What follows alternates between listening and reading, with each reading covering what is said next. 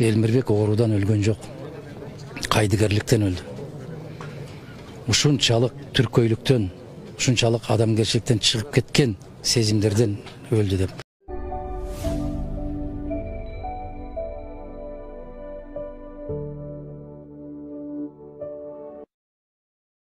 Мына азыр Элмирбек Иманаевди жегин сөөгүн жерге берүү ойнотулуп атат. Анан буга чейин анын чыгармачылыгы, оончулугу, манасчылыгы, дастанчылыгы боюнча бир катар пикирлер айтылды. Анан акыркы убактарда ушул коомдук саясий турмушка байланыштуу төрөлөр төрдү булгады, ушул бийликке кайрылуу деген сынды ачуу сындар айтылган дагы ырларын калдырган экен. Эми аны акыркы ушул өмүрүнүн акыркы убагындагы чыгармалары десек да болчу да. Анан ушул жааттан алганда коомдук саясий турмушка байланыштуу ырларын угуп, сиз кандай чечим кабыл алдыңыз? Бийлик деги эле андан эмне чечим чыгарыш керек, кандай чечим кабыл алыш керек да? Бийлик эле эмес, жалпы коом кандайдыр бир чечим чыгарышы керек.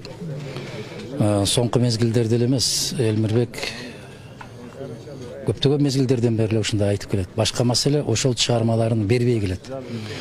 Канча бир мезгил болуп калды, КТР, ЛТР деген сыяктуу телекомпаниялар такыр жолотпой койгон, такыр чыгарбай койгон. Себеп чындыкты чыркыраган жерден алар чыгарбайт да, билебиз да. Анан көз өтүп кеткенден кийин жалган сезимдер менен барып бүгүн сүйлөгөн сөздөрүн уктумарды. Залкар эле, талант эле 100 жылда келбейт, 100 жылда келбесе кечээ эмнеге теп келедим? Кечээ эмнеге чоң мамлекеттик иш-чарада өтүп аткан концерттерге катыштырбай койдуң? Неге киргизбей коесуң ал жерге? Неге жолотпой коесуң? Жанагы ыйлап ырдаган, сүйлөгөн досу абдан туура айтты.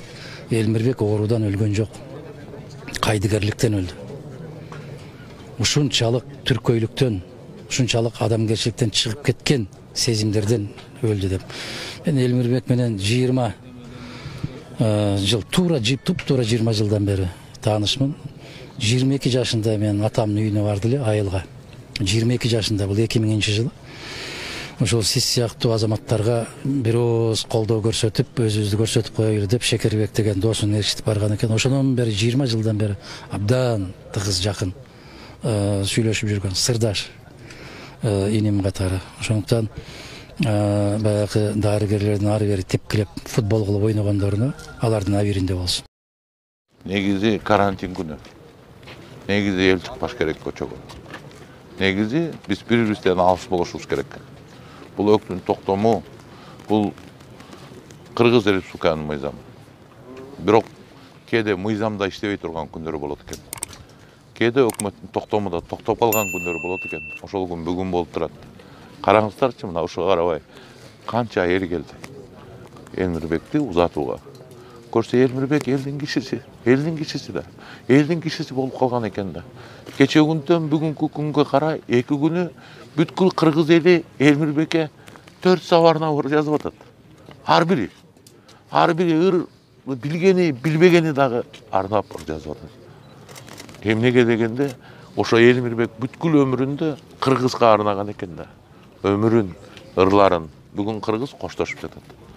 Ошол коштошууда, акым менен коштошууда, адам менен коштошууда, асыл зат менен коштошууда ар кимизи 4 сабырын жазып атат Элмирбекке. Бүгүн кайгылуу күн. Бүгүн Кыргызстандын маданияты, Кыргызстандын тарыхы, кыргыз эли чоң жоготууга учурап тур. Бүгүн Элмирбектин канча жазылбай калган обондору өлүп турган күн. Бүгүн Элмирбектин канча айтылбаган ырлары өлүп турган күн. Анткени Элмирбек болгону 42 жашта. Эл ортону элүүдейт. Атаганат 60га чейин жашаса жок дегендер. Канчалаган чыгарма, канчалаган оон, канчалаган сөз калмак. Элмирбек бүткүл өмүрүндө кыргызды көтөрүп, бүткүл өмүрүндө кыргызды даңазалап, бүткүл өмүрүндө кыргыздын тарыхын ташка тамга баскандай айтып келди. Кай жерде болбосун, айтыштарда болбосун. Эсимде казак акыны менен айтышып отурганда бир жерде казак акыны тамашалап башыңда тартып албайм калпагыңды деп ырдаса Элмирбектин жообу кулагымда турат алигече. Билбегем карматарың шайтаныңды, билбегем сенин минтип айтарыңды, сен эмес Кытай тартып ала албаган башымда ушу турган калпагымды. Элмирбектин ар бир сөзү, ар бир ыры кыргыздын духун көтөрчү, кыргыздын рухун көтөрчү, Кайсы жерде болбосо да ушул суурулган кылычтай, сунулган найзадай Кыргыздын баскан жолун, тарыхын, улуу сөзүн коргоп жүрчү Элмирбек. Мына ушундай киши болчу Элмирбек. Садык мырза, сиз эми Элмирбек Иманалиев менен өтө тыгыз жакын иштешкен, айтышта болобу, бардык тармакта иштешип калган адамсыз. Анан өзүнүн айтканы бар эле да. Ушул Кыргызстанда эң көп убакыт айтышкан бул Садык Шернияз экөөбүз айтышсак керек. Күнү менен Биз бир жолу 12 саат айтыштык. Ал мындай болуп калды. Элмирбек жаңы казактар менен айтып жүргөндө анда кээ бир жерден казактардын сөзү да күчтүү болуп кеткен учурлар болчу. Эсимде мисалы Эрмек деген акыны казактын минтип урдаган жери бар эле. Дүнүйөң бар болсо колдо турар, корооңдо 1-2ден Волга турар, кыргыздын акындары жылаңайлап кол көтөрүп ала кет деп жолдо турар деп. Бир чети тамаш иретинде, бир чети ыза иретинде, эми эки элдин арасында акын болгондон кийин ушундай сөздөр чыгып кетет. Анан мага Элмирбек айтып калды. Ушундай сөздөр чыгып кетет, кандай жооп бериш керек деп. Анда мен айттым, сен казактын акыны бол, кадимкидей айтыш, мен Кыргыздын акыны болом, жооп кайтарам деп. Анан Элмирбектин сөзү ачуу эле аябайчы. Ана катуу айтканда мен чыдабай кетип, экөөбүздү комуздан жулуп, комузду жулуп алып айтышып отуруп, мен албетте жамак менен айтып атам, ал акындык менен айтып атат. Саат 2-де Амантай Кутман эле уйкуга кетти.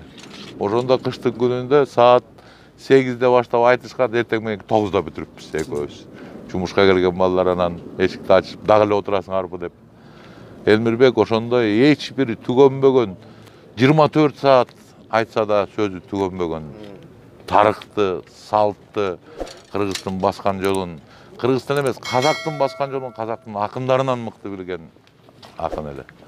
Ошондой сөзмөр, ошондой улуу ойчул, ошондой билген, билими күчтүү. Мына кейиштүүсү айрылып отурабыз. Мен Элмирбекти эл тааный эле кезинде улуу студент экен, мен Асаба КС'де иштечимин. Бир статья алып келип, анан орустун философ адамы Бердяев жөнүндө айтыптыр да. Анда азыркыда интернет жок, китептер жок. Бердяев жөнүндө орустун бир-эки эле журналда чыккан. Анан ошондо таң калгам. Анан Иманалиев деген фамилиясы эсимде калыптыр. Анан кийин Төкмакын болгондо таанып, анан мен биринчи жолу депутатты койгондо ошо Элмирбек колдоп, ырдап, анан тамашалап экөөбүздүн фамилиябызда Иман деген сөз бар деп. Анан Элмирбекти Төкмакын катарган эстеп калды да. Тилекке каршы Элмирбек эбегейсиз манасчы болчу. Саякбайдын Тайторун чапканын жакын жерден уккан киши көзүнөн жаш алмай турмак эмес. Айрыкча Саякбанын жана бүркүт болуп шаңшыганын, бала болуп ыйлаганын, ат болуп кишинегенин, жамгыр болуп төгүлгөнүн, бурганак болуп буюктанганын, эне болуп какшаганын бир айтса Саякбай, бир айтса Элмирбек айтчы да. Ушуну элге калтырбай кетти да. Экинчи жакын чөрөсүндө биз баягы кийинки муун, акыркы 30-40 жылдагы муун Алыкул Үсөнбаевди, Жеңи Жокту, Карамолдону, Атайды, Ысмайылды көрбөй калдык да. Муну ошонун сөздөрүн, жоруктарын айрыкча Кулуке Төкмакын жөнүндө адабиятта жок, кагазда жок. Ал Элмирбектин гана оозунда калды. Кулукенин башын калчыдап ырдатып туруп ырдап бергенин укканда бул өзүнчө спектакль болчу да. Анан кийин ушул Тууганбай аксакал, Эстебес аксакалдар өткөндөн кийин ошо улуу адамдардын насаат, кылык, жоруктарын, сөздөрүн айтып жүргөн бирден бир мына ушул Элмирбек болчу. Эс тутум абдан күчтүү эле. Анан дагы бир талант ачылбай кетти. Бул мыкты драмалык эмес, киноактер болмок. Болгону ошол Токтогул драмасында Токтогулдун ролун аткарып калды. Бирок Элмирбектин таланты андан да бийик. Муратбек Рыскулов, Ашыралы Боталиев сыяктуу бир улуу ролдорду жатканга жетишмек да. Мына ошол 4 талантынын 3-өө ачылбай кетти да. Эң арман ошол. Ошону жалпы эл билбей калды. Жанында жүргөн кишилер билет эле да. Анан өзү мен улуу болсом да, анын жанында мен азыраак сүйлөйт элем. Аны мен көбүрөөк угат элем. Анын жанында майда сөз сүйлөгөнгө болбойт эле. Ал адамды өзү улуулукка көтөрүп турат эле да. Тилекке каршы былтыр көргөндөн бери көрбөптүрмүн. Эми Элмирбек бүгүндөн баштап биздин айылыбыздан, түрөлөрдүн айылынан арбактардын айылына кетти. Мына жанына Муса Баяттын жанына жатты. Ар жагында Эстебес менен Тууганбай ата жатат. улуулардын айлана, Саякбай менен Карамолдонун айлана, Жеңи Жок менен Атайдын айлана кетти. Ошол жактагы төбөлүк уйкусу тынч болсун. Кыргыз эли эч убакта мыкты инсандарды унуткан эмес. Алыкол Усмоновдун ырларын сүйгөндөй, Сүймөнкулдун ролдорун сүйгөндөй, биз эми мындан ары аттың деп, бирок Элмирбектин ырын сүйүп жашап жүрө беребиз. Сиз баягы сөз кадырлаган адам катары ушул президенттин сайтына чыккан некролог боюнча Элмирбек Эманалиев боюнча окудуңузбу? Ал боюнча эмне айтасыз? Окуп турмун. Уюштуруш иштер боюнчачы? Эми азыркы кырдаалды туура түшүнүш керек. Коменданттык саат баарына тыюу. Ошого карабай ушунча келген элге рахмат. Бир уч топурак салуу бул мусулманчылыктын, кыргыздын салты. Мояка келген элдин 99%ын Элмирбек тааныбайт деле. Тууганы да эмес, досу да эмес, жердеш эмес. Бирок Элмирбекти тааныган эл арбагына таазим кылып, ушул тыюу салуу учурунда, чектөө учурунда тобокелчиликке салып, анан кийин өзүн өзү кечирбей коет эле да. Эгерде бир уч топурак салбаса, анан ошол адамдык, кыргыздык, улуттук парызын алып келип салганга рахмат. Анан тигиндей мындай дебеш керек. Элмирбек бул бийликтин уулу эмес, Элмирбек элдин уулу. Эл көтөрүп чыккан. Эл бүгүн жоготту. Эл кирип бүгүн боздоп ыйлады. Эл келип бүгүн топурак салды. Ошон үчүн элдин мындай салтынан айланса.